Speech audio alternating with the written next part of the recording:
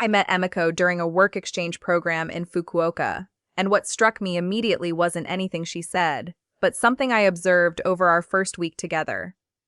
No matter how early we needed to leave, no matter what chaos happened the night before, she never once seemed rushed in the morning. She moved through her apartment with this quiet, almost meditative efficiency, finishing everything she needed to do with time to spare, while I scrambled around trying to locate my shoes and remember if I'd eaten breakfast. When I finally asked her secret, expecting some elaborate morning routine involving hour-long rituals, she told me something that genuinely surprised me. Her entire morning ritual took only 5 minutes, performed before 8 a.m., every single day without exception.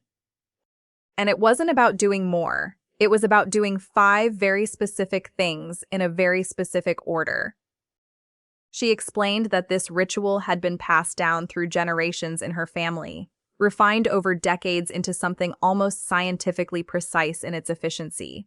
It wasn't meditation, it wasn't exercise, and it wasn't some complicated skincare routine.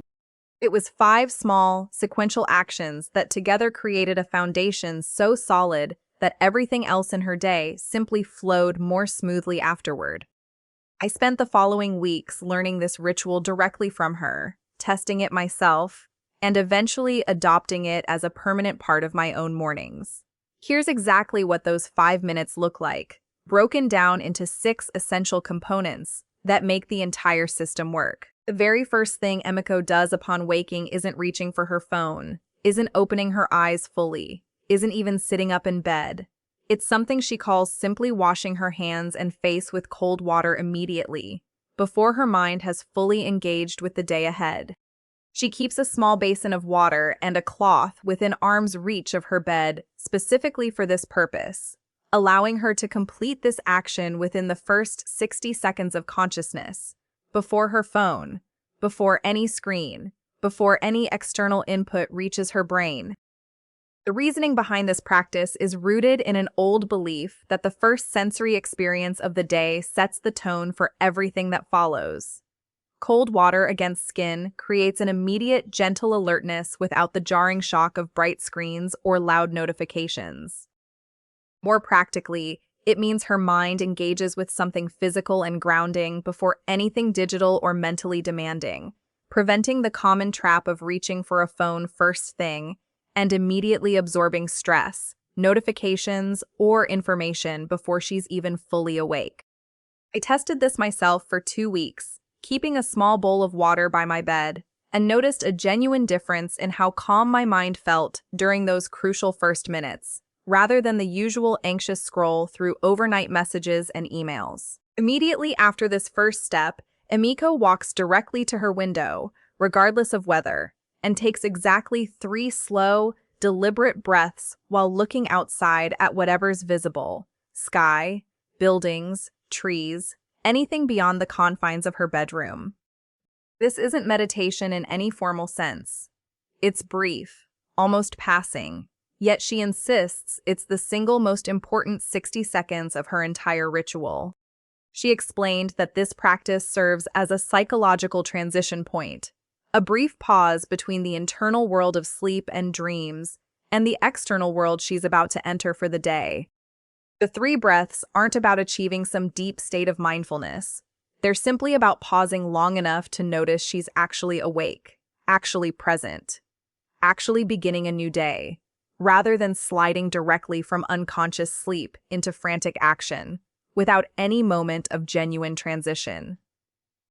I adopted this exact practice, walking to my own window each morning for 3 slow breaths, and found that this tiny pause genuinely changed how mentally prepared I felt for the day ahead, almost like a soft reset button between sleeping and functioning.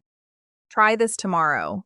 Before anything else beyond washing your face, walk to a window and take 3 slow, deliberate breaths while looking outside. The third component of Emiko's ritual involves speaking 1 single sentence out loud, stating her main intention or focus for the day ahead.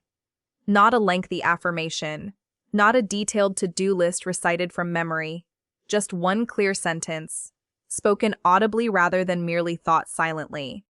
Something as simple as today I will finish the project report, or today I will be patient during the meeting. Always specific, always singular, never vague or overly ambitious. She explained that speaking this intention aloud, rather than just thinking it, creates a different kind of mental commitment, engaging parts of the brain that silent thought doesn't fully activate. This isn't about elaborate goal setting or complicated planning. It's about identifying the one thing that matters most before the day's noise and distractions have a chance to bury that priority under dozens of less important tasks. I initially felt slightly ridiculous speaking a sentence aloud to an empty room each morning, but after several weeks, I noticed I was genuinely more focused on my stated priority throughout each day, almost as though the simple act of vocalizing it had planted it more firmly in my mind than silent intention ever had. Try this tomorrow.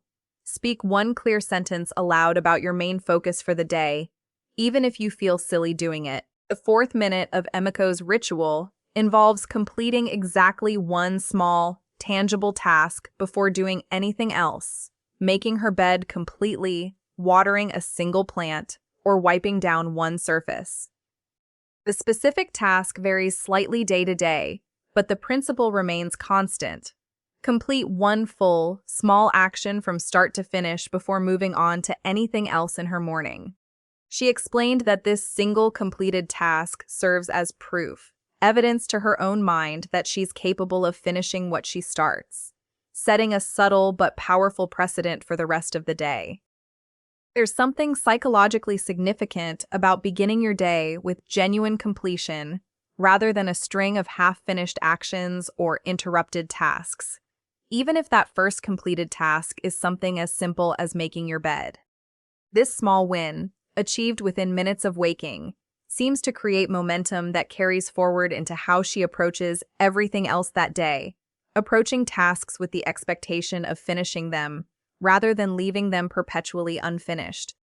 I chose making my bed completely as my own version of this practice, and noticed that this simple 5-minute action genuinely changed my sense of capability and focus for the rest of each morning that followed. The final component of the ritual, and the one Emiko insists must happen before 8 a.m. specifically, involves naming exactly 3 things she's grateful for, either silently or written briefly in a small notebook she keeps specifically for this purpose.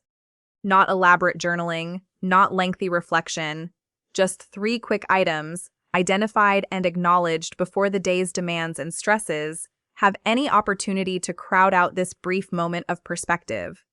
She explained the timing matters specifically because emotional and mental clarity tends to be highest in these early morning minutes, before accumulated stress from work, commuting, or daily obligations has a chance to cloud perspective.